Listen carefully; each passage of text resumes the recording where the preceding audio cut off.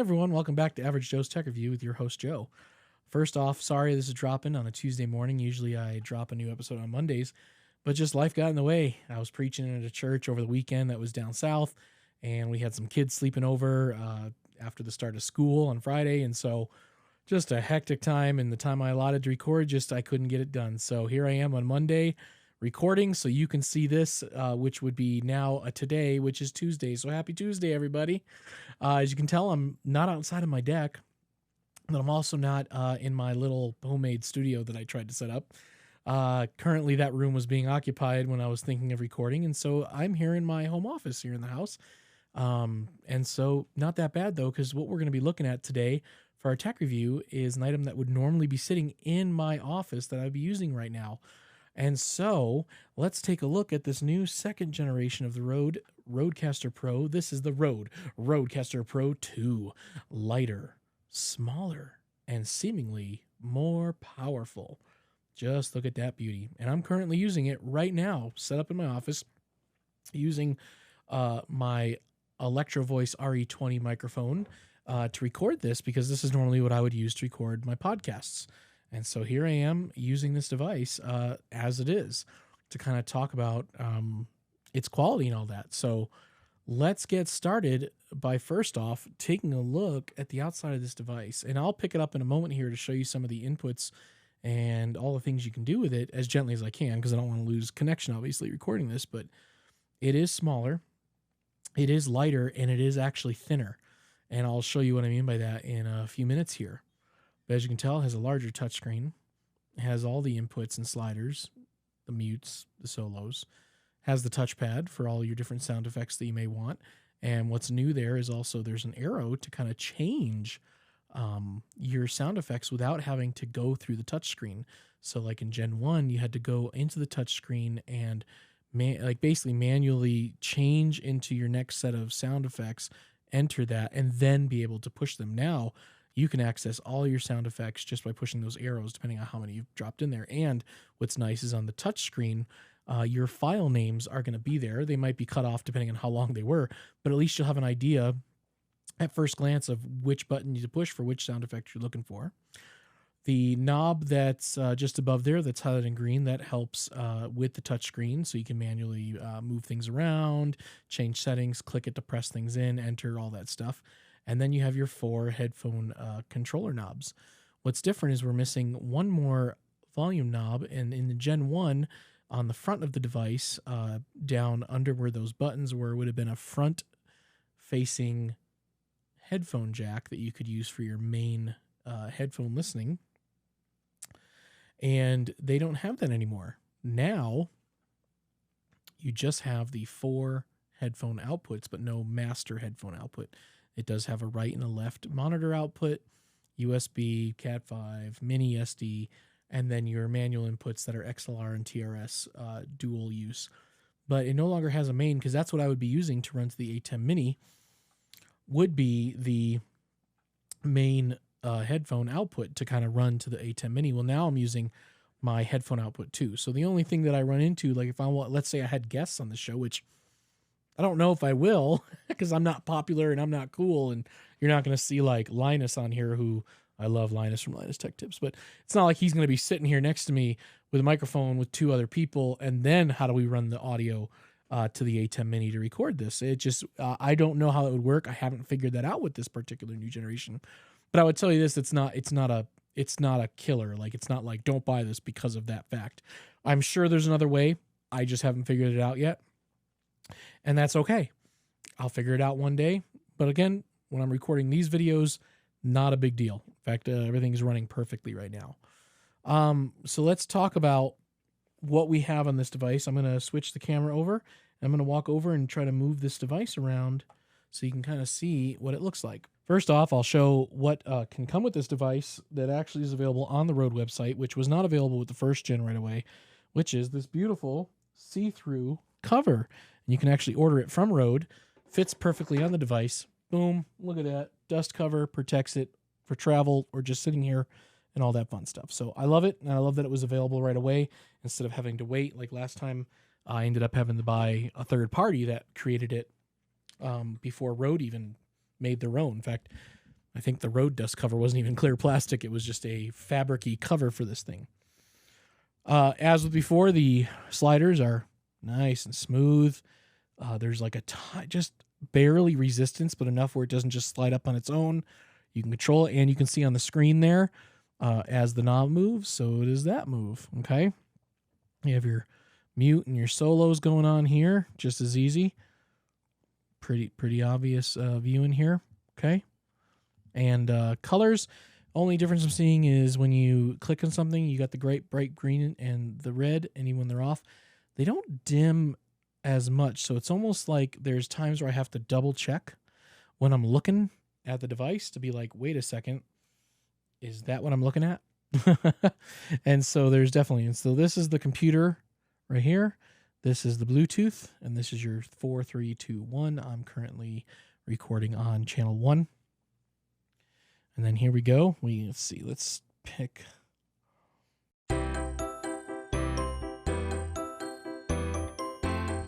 Boom. I can play my sounds. Isn't that fantastic?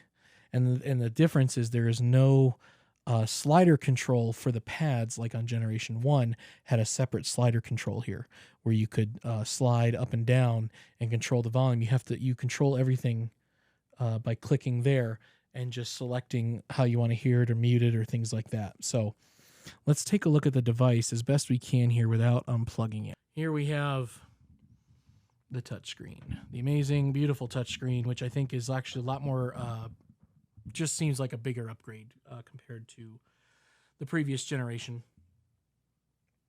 All right, so we have our standard record button. That'll record. If you hit it once, you pause the recording, and then you can hit it again and just go from go, so you don't have to worry about stopping it and starting it and, you know, having to have two different files. Now, if you stop it and want to actually stop it, press and hold for 3 seconds, and voila, you're back to start again.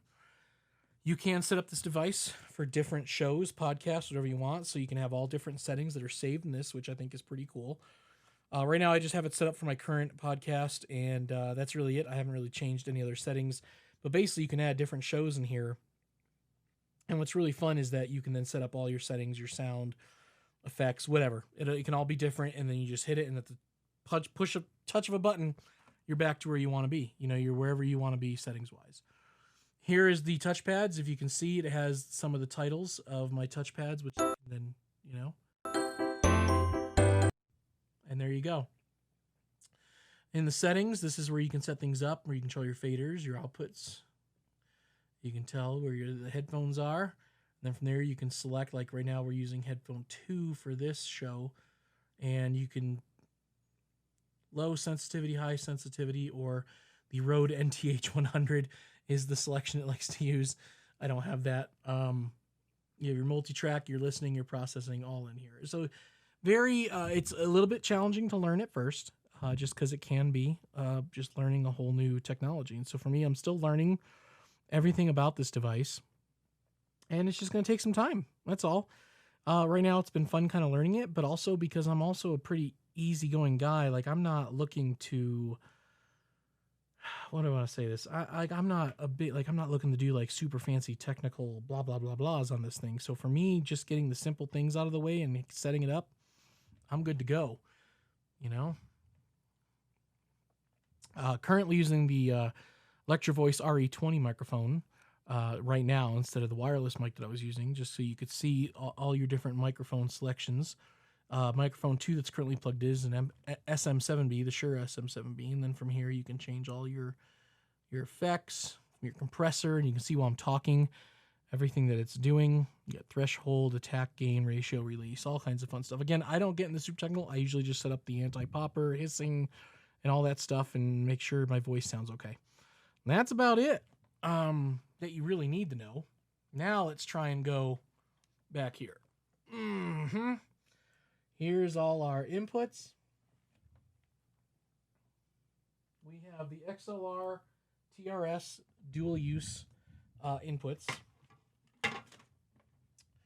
Then as we continue, we have our main monitor outs, where we have a left and a right main monitor out. Then we have our headphones out, 1, 2, 3, 4.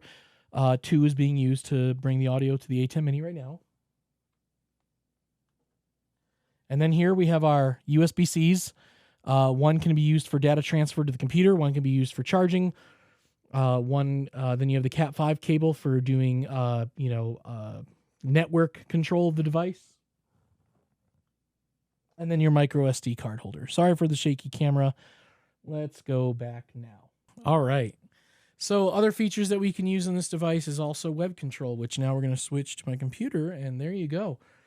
They have a whole new software suite now for this, or should I just say software program. Originally, they had a RODECaster Pro software that was used for the first gen. It was just a thin little rectangular thing where you could just kind of add your pad sound effects. You could transfer your podcast over, and that was about it. That's basically what it's and to update firmware as needed. Well, now we have this RODECaster. They call it Rode Central. And I guess through this software, you can actually control other Rode products. But for now, this is the only main Rode product I have. So there it is. Shows up on the left-hand side. Click on it. You'll see the show that's currently being run through it, my settings. And from here, we have audio setup, device configuration.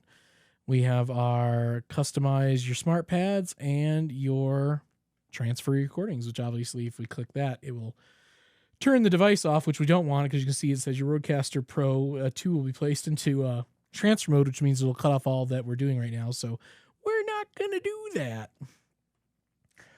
And then you have your customize your smart pads, which of course will require it to go in the transfer mode. Basically, here is where you can basically click and drag your sounds and your sound effects that you want to have on your pads, whether that comes with the preloaded sound effects that comes with, which are like clapping and wah-wah-wahs and, stuff like that. And then you can add podcast theme songs, YouTube theme songs, other sound effects you can find online. You can just click and drag and add them in. We have our device configuration, which we have our system, our output, and our display. As you can tell here with the display, you can actually control the brightness of your thing and how long you want it to dim after you've turned it on. And I don't know, I guess I can automatically. Oh yeah, it dims the screen a little bit. In fact, let's go to camera 2. So that's dimmed and that's not dimmed. Dimmed, not dimmed. So that's me controlling that from the software. So I know, so interesting, so exciting. We have our meter leveling, which kind of shows us what we got going on. And then our haptics here, and that's how it feels when we touch it. So far, I don't care about any of that stuff. Now we have our outputs where we control what type of headphones we're using, which we saw on the screen there. We have our monitor, where when we have actual monitors plugged in, like if we were doing studio speakers and things like that, then we would be able to use that. And I don't have studio speakers in my office. In fact, I haven't had studio speakers for a very long time. So most of my stuff is done putting the old headphones on my head and working from there. Then we have our listen, where how we want to listen. Do we want to listen to the pre-fader or the post? And I usually do the after, so I can hear all the effects and hear how it sounds. We have our recording multi-track. Right now I have it off. What that does is it can record to the micro SD and all the separate tracks. So you'd have all 1, 2, 3, 4, 5, 6 outputs plus 7 for the pads there. And then any other input that you may put in there. I'm not sure what else. I think you have the cell phone input and things like that in the back. But basically you can have it record in multi-track mode. So when you transfer your podcast, it'll be like 7 different outputs depending on what you're recording that time. You can also do that for the USB when it's plugged into the computer. That's basically if you're using it for like doing your live streams, doing maybe your Adobe Audition, maybe even Premiere Pro, things like that. This way you're recording it straight to the computer. Because I also I use my RODECaster Pro for my computer. So whenever I'm on my computer, whether I'm gaming or even doing a Zoom meeting, things like that, I'm using my RODECaster Pro. I'm using the big microphone. I'm using my headphones. So a lot of times what's beautiful is the computer automatically will recognize the device. There's no no downloads, anything you have to do to set up on your computer to get it up and running. It just automatically detects, just like the A10 Mini, automatically detects it as a webcam, automatically detects this device as an audio device with all the functions, which is really fun. And sometimes they'll come up with 2 different choices for both microphone and for the output. It'll say like, in fact, let me see.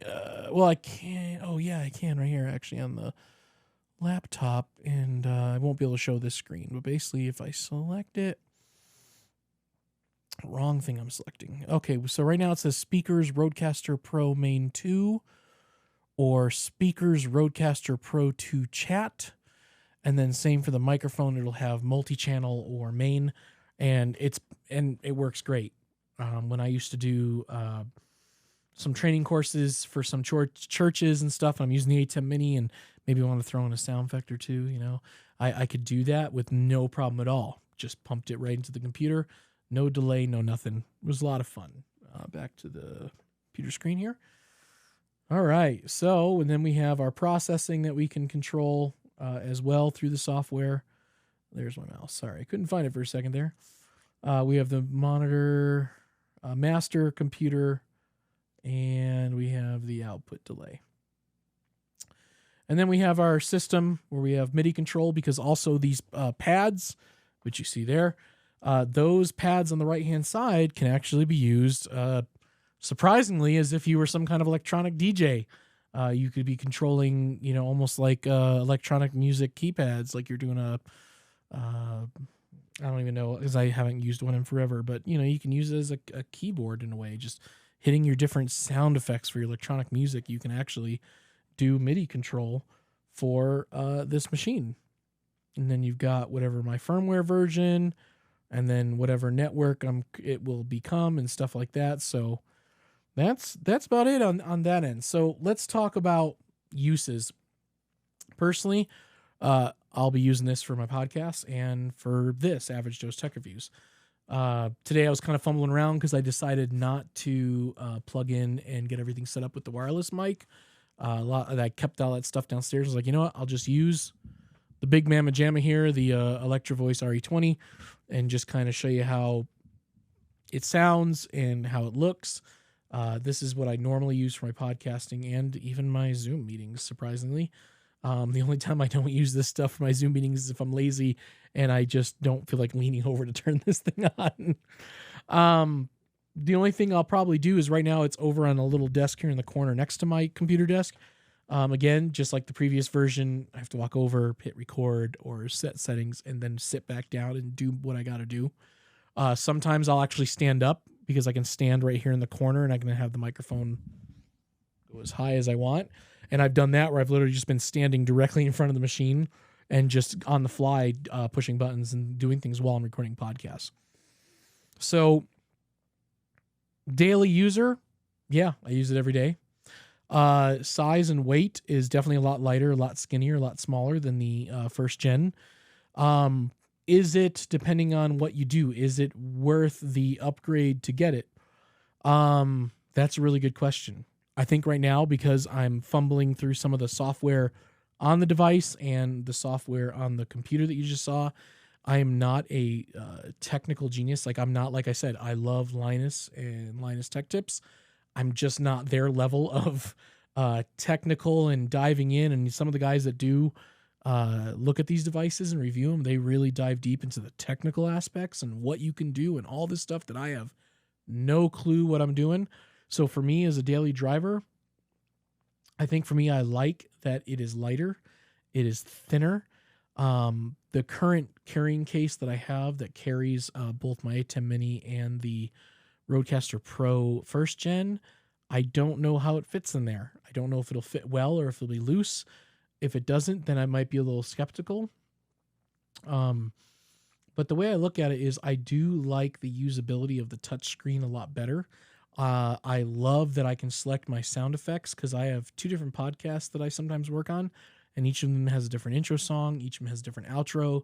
And so it's nice to know that I can just click between those in a heartbeat without having to go to the touchscreen. Downsides. The downsides I have with this is that A, you cannot control it completely from the software. B, you can't control it from anything else. So my desire with the RODECaster Pro since the first generation, especially knowing that you could connect it with Bluetooth with the phone, which I think is fantastic when you do interviews and things like that. But the thing is, you cannot control it from like your phone or from an app of software. That to me, if Rode ever pays attention to some little guy like me, that's the one thing I wish we could do. Because, I mean, yes, could I move that device right here on my desk? Yes, I could. But I have other things here on my desk. This is where I set up my books to read and study with. That's basically what this whole section is used for, is to have my books for when I'm studying for sermons and for school or whatever. And then I have another book holder right here. So I basically, like, I'm always swamped with books. And so having that separate desk over here was kind of purposeful, to have it away and out of the way, so I wouldn't be in the way. And I could just, like this, the microphone comes from over there and just everything gets put where it belongs. And then I can turn it on, turn it off from there. But it would be so awesome to be able to control the device from like my iPhone, to just be able to connect to it, to control the levels, control the volume, control the record button, be able to even have access to the pads from the iPhone to play those effects in that instant. But they don't. And that to me would make this, like, it would have made this device the go-to device of all time. Because I think about things where I do have dreams of doing more guests on a podcast and having it set up on a table, and or even not even on the table, maybe a table next to the table, so that like 4 people could sit like on a round table, talk with the microphones, but not have to worry about having the device right in front of someone to control. But to maybe have it on the side that my son could control it, someone else could, or I would have to lean over and run it, or just have like my phone sitting right in front of me, not noticeable, and I could just be tapping away, changing levels, hitting record, hitting the sound effects. That would be amazing.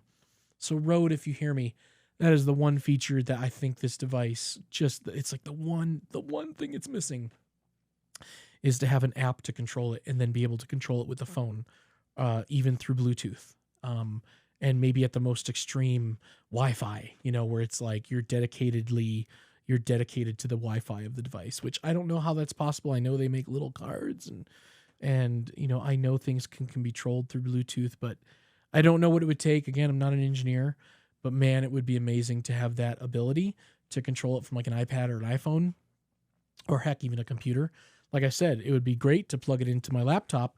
And even if I had to have the laptop in front of me as part of a podcast or review, but then I could have the software up and just be controlling everything from the computer without having to walk over and press buttons and things like that. So that would be my dream.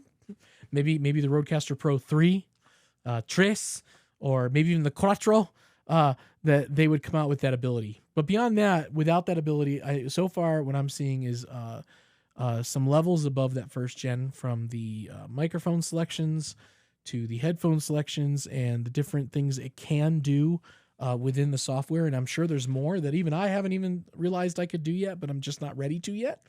Obviously, it has the ability to be plugged in with the Cat 5, but again, the only way I see the Cat 5 being helpful for me in the moment is kind of like with the A10 Mini Pro.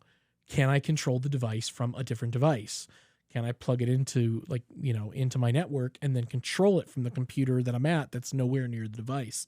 Could I then control record, fades, effects, and everything like that? Again, doesn't seem to have that yet. Have not seen it on the webpage that describes that, and so I believe hopefully one day it'll be a feature. So that's my only request if Rode ever was to look at me and say, what would you like? The averagest of Joe who has no technical experience. That would be mine. If you do other things, I know back in the day when I was a worship pastor, I used to love jamming with people from church, and we'd go to my house, and I had the setup, man. I had a little mini soundboard. I had a PreSonus board, which I'm just going to say you could control from an app on the iPad. I'm just saying. I had a PreSonus board. I had the FireWire connections for the computer back when it was like FireWire 200 or something like that. And we could plug in all our instruments into the PreSonus board and record. And what I like is that you can kind of do this with now. You could jam with a vocalist and 3 instrumentalists. And that's really cool. Even if you're just doing it yourself, like if you're just like kind of like me, like I have an acoustic guitar, I have a foot stomp pedal that was made in Australia that can help simulate a bass kick and stuff like that, and that can be plugged in and you can do all your settings. So I think it's really cool they've made this a multi-purpose, even though it is specifically labeled for the podcasting community. This device can be used, as you've seen from other YouTubers. A lot of YouTubers are using the first gen to do their YouTube videos now, to run all their audio through and then right into like something like the A10 Mini or straight into their computer for a live stream. Even though, like I said, it is labeled the RØDECaster, which is for podcasters, this device is a multi-purpose unit. It can be used for podcasting, YouTube, home recording studio. I mean, come on. I mean, I know of some small churches that don't have like a full worship team of like 13 people, that maybe have 2 or 3 people and their pastor on the microphone. This device would be perfect for a small church plant or a church of maybe an older people that just don't have the technology, and they could buy this device for a couple $100 and slap it in the back of the church. And guess what? You now have your own soundboard and the ability to stream that to something like the ATEM or through the computer and stream it for people who are bedridden or sick in church. So there are so many uses for this device. And so I say spot on, RØDECaster, for doing something that to me blows the other competition away from what I've researched and read up and tried to understand between the different devices that were out there when I was first looking into going podcasting, was what is the best device to use that could be an all-in-one style. And Rode came out with this device, the Gen 1, blew everyone away. And now here we are with the Generation 2, and they are still upping their game again. So is it worth it? That's the question we like to ask at the end of this episode, end of every episode. Is it worth it? I'd say if you don't have the Gen 1 and you're looking at doing this, or you have something else, do it. Go ahead and get this thing. Are you wanting to get into podcasting? Are you wanting to get into YouTubing? Are you wanting to do maybe some home studio recording of your own, just to record yourself or some effects or other instruments? Then this might be the device for you, because it's going to be less expensive than going for like let's say like I used to have like a huge PreSonus board with all the fixins, when you can literally get a couple $100, get this device, plug in your instruments, plug in your vocals, set your settings, and just get going from the get-go. Now, whereas the Gen 1 was more plug and play, when you turned it on, you just went with it. This one actually makes you go through a whole setup process, which I liked and didn't like. I liked it because it was like, oh, it's taking care of me. Okay, let's go with this. But there was the part where I didn't like it because I wasn't ready yet to set up like my microphones. Like I didn't have these all plugged. This was all downstairs initially when I was getting it running. And I was like, and it was just a pain because it wanted me to like test my mics and test my headphones and how does it sound. And I loved it because if I was sitting here in this room, it would have been great. But moving on. If you already have the Gen 1, I'd say stick with the Gen 1 for now, unless you feel that you would like to have these beneficial additions to the device. Like I said, if you do not have the Gen 1 or you have something else that's bulkier, heavier, not as portable, then I would totally go for this device. I have not looked to see what they have for power for this thing. I know that it comes with a pretty decent plug. The only thing I have not seen is if they sell like kind of like what the A10 Mini has, which has like a USB availability to make it more portable and use on the go. So I have not seen that. So if they have that, I would say that's a total worthwhile purchase to go with it as well. Especially if you're like me, if you want to do stuff more on the road, because I hope one day to be able to review things on the road, and I could take this thing and set it up anywhere, like in a hotel or in a strange office or some tech place, or that'll probably never happen, but whatever, travel with it. Even with my other podcasts, I have dreams of going to conferences and being able to interview people. Knowing that this thing is lighter and thinner and can be more portable for travel, that's worth it right there too. And you can have it where it can either be set up on a desk, or because of the screws on the bottom, it can be set up on a camera tripod or something like that, where a monopod where it's thin and kind of it can be out of the way, and you can set it up easier and not have it like right in front of you on a desk. So I'd say that's worth it in its own right. So Rode, good on you. And like I said, as the average Joe, I love this product, I'm going to be getting a ton of use out of this, and I'll be actually selling my Gen 1 here in a few days. I don't know where I'm going to sell it on, whether eBay or Facebook or whatever, but I'm going to put it up for sale and just stick with this one. And because I'm enjoying the new features, and obviously I do want to learn. It's just in a couple weeks, I just didn't, like, again, I'm not that technically minded like a Linus or like, what is it, Joe Knows Photo or Joe Photo or Photo Knows Joe or whoever it was, big white guy with the big fro and does all the photo stuff. And he talks about this, and there's a Andy Palecki that I watch. I think that's his name, Andrew Palecki. And he does a lot of shows on doing live streams. And so he uses different equipment like the ATEM, and I think he has used this. But again, the light and the portability of this is going to be worth every penny on this. So I think that's it, or else I'll just keep rambling on. So thanks for joining me in my house today, and look forward to the next episode. This is Average Joe for Average Joe's Tech Reviews. Peace out.